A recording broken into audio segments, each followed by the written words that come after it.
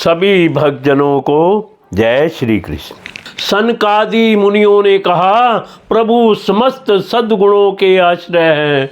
उनकी सौम्य मुख मुद्रा को देखकर जान पड़ता था मानो वे सभी पर अनवरत कृपा सुधा की वर्षा कर रहे हैं। अपनी स्नेहमयी चितवन से वे भक्तों का हृदय स्पर्श कर रहे थे तथा उनके सुविशाल श्याम वृक्ष स्थल पर स्वर्ण रेखा के रूप में जो साक्षात लक्ष्मी विराजमान थी, उनसे मानो वे समस्त दिव्य लोकों के चूड़ामणि वैकुंठ धाम को सुशोभित कर रहे थे।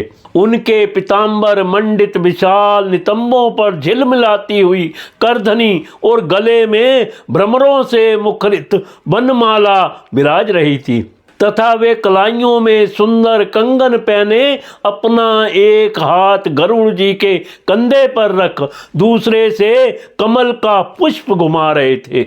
उनके अमोल कपोल बिजली की प्रभा को भी लजाने वाले मकराकृत कुंडलों की शोभा बढ़ा रहे थे। उभरी हुई सुधड़ नासिका थी, बड़ा ही सुंदर मुख था, सिर पर मणिमय मुकुट विराजमान था तथा चारों भुजाओं के बीच महामूल्यवान मनोहर हार की ओर गले में कौस्तभ मणि की अपूर्ण शोभा थी। भगवान का श्री विग्रह बड़ा ही सौंदर्यशाली था। उसे देखकर भक्तों के मन में ऐसा वितर्क होता था कि इसके सामने लक्ष्मी जी का सौंदर्याभिमान भी गलित हो गया है।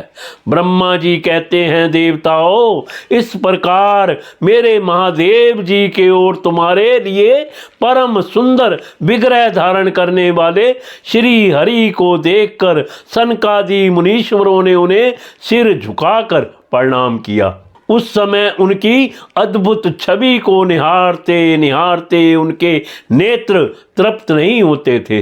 सनकादि मुनीश्वर निरंतर ब्रह्मानंद में निमग्न रहा करते थे, किंतु जिस समय भगवान कमल नयन के चरणार बिंद मकरंद से मिली हुई तुलसी मंजरी के गंध से सुवसित वायु ने नासिका रंध्रों के द्वारा उनके अंतःकरण में प्रवेश किया, उस समय वे अपने शरीर को संभाल ना सके और उस दिव्य गंध ने उनके मन में भी खलबली पैदा कर दी। भगवान का मुख नील कमल के समान था, अति सुंदर अधर और कुंद कली के समान मनोहर से हास उसकी शोभा और भी बढ़ गई थी। उसकी झांकी करके वे कृत्य हो गए थे और फिर पद्म राग के समान लाल लाल नखों से सुशोभित उनके चरण कमल देखकर वे उन्हीं का ध्यान करने लगे। इसके पश्चात वे मुनिगण अन्य साधनों से सिद्ध न होने वाली स्वाभाविक अष्ट सिद्धियों से संपन्न श्री हरि की स्तुति करने लगे, जो योग मार्ग द्वारा मोक्ष पद की खोज करने वाले पुरुषों के लिए उनके ध्यान का विषय अत्यंत आदरणीय और नयनानंद की वृद्धि करने वाला पुरुष रूप प्रकट करते हैं। सनकादि मुनियों ने कहा, अनंत यद्यपि आप अंतर्यामी रूप से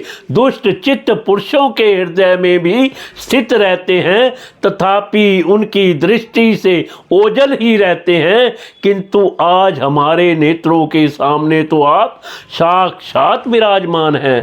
प्रभु, जिस समय आपसे उत्पन्न हुए हमारे पिता ब्रह्मा जी ने आपका रहस्य वर्णन किया था, उसी समय श्रवण रंध्रों द्वारा हमारी बुद्धि में तो आप आविराजे थे, किंतु प्रत्यक्ष दर्शन का महान सौभाग्य तो हमें आज ही प्राप्त हुआ है। भगवान, हम आपको साक्षात परमात्म तत्व भी जानते हैं। इस समय आप अपने विशुद्ध सत्वमय विग्रह से अपने इन भक्तों को आनंदित कर रहे हैं। आपकी इस सगुण साकार मूर्ति को राग और अहंकार से मुक्त मुनिजन आपकी कृपा दृष्टि से प्राप्त हुए सुदृढ़ भक्ति योग के द्वारा अपने हृदय में उपलब्ध करते हैं। प्रभु, आपका सुयश अत्यंत कीर्तनीय और सांसारिक दुखों की निवृत्ति कराने वाला है। आपके चरणों की शरण में रहने वाले जो महाभाग आपकी कथाओं के रसिक हैं, वे आपके अत्यधिक प्रसाद मोक्ष पद को भी कुछ अधिक नहीं गिनते। फिर उन्हें आपकी जरा सी टेढ़ी भौहें ही भयभीत कर देती हैं।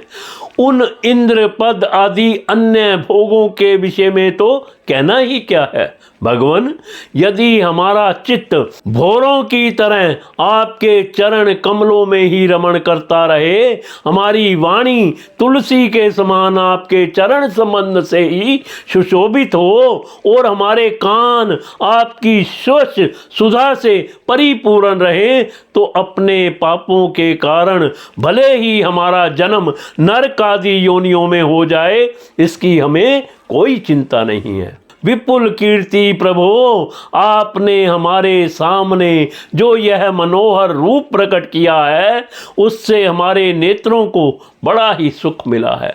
विषय सक्त अजितेंद्रिय पुरुषों के लिए इसका दृष्टि गोचर होना अत्यंत कठिन है। आप साक्षात भगवान हैं और इस प्रकार स्पष्टतया हमारे नेत्रों के सामने प्रकट हुए हैं। हम आपको प्रणाम करते हैं।